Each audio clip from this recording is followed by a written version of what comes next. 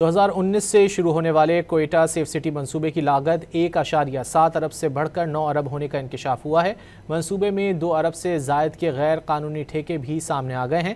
مزید جانیں گے ڈان نیوز کے نمائندے عبداللہ زہری سے۔ عبداللہ، مزید کیا معلوم ہو سکا؟